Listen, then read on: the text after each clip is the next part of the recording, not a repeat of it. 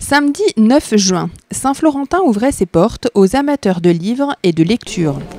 Cette première édition de la journée littéraire, organisée conjointement par les après-midi de Saint-Flour et l'Office de tourisme, a accueilli de nombreux visiteurs, curieux de découvrir de nouveaux écrivains et avides de lecture. Ils ont été servis. La journée a démarré de très bonne heure par une balade sur les stands du vide bibliothèque. Une aubaine pour dénicher un roman, un documentaire, une BD, voire même un livre ancien. Le cadre pittoresque de la ruelle du Courquillon a enchanté à la fois vendeurs et acheteurs.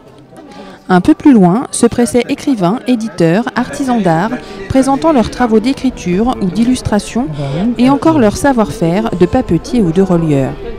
Les passants ont souvent feuilleté les œuvres, souvent partagées avec les auteurs, avant de craquer sur un coup de cœur.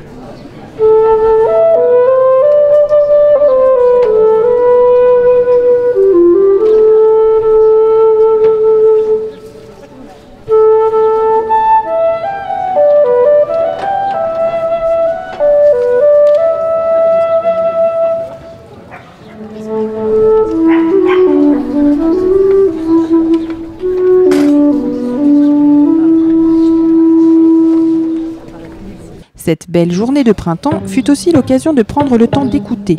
Écoutez d'abord la lecture du conte écrit par les enfants du Centre social de Saint-Florentin qui s'est vu décerner le premier prix du concours organisé par le comité départemental de la Fédération sportive et culturelle de Lyon.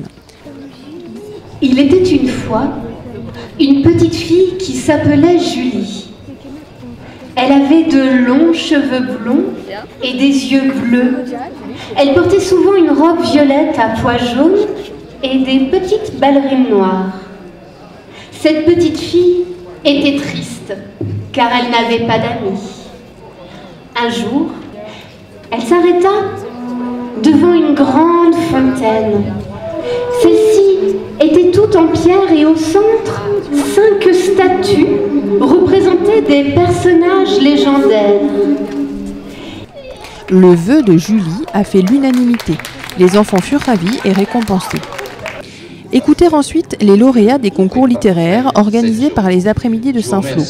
Voici quelques lignes de la nouvelle de Bruno Jacot, titrée « Éléments subliminaux de psychopathologie canine ».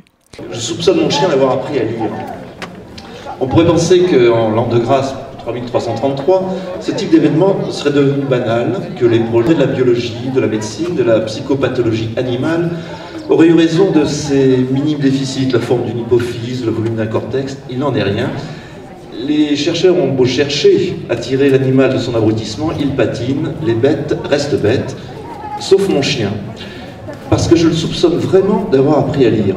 Citons également Flora Dagnas, prix du jeune auteur, ou encore Janine Biller, Daniel Thierry Coulon et Laura Bernon dans la catégorie poésie. Bref, une journée littéraire riche que Saint-Florentin aura dédiée à Gaston Gallimard, célèbre éditeur dont la famille marqua notre ville au XVIIIe siècle. Affaire à suivre.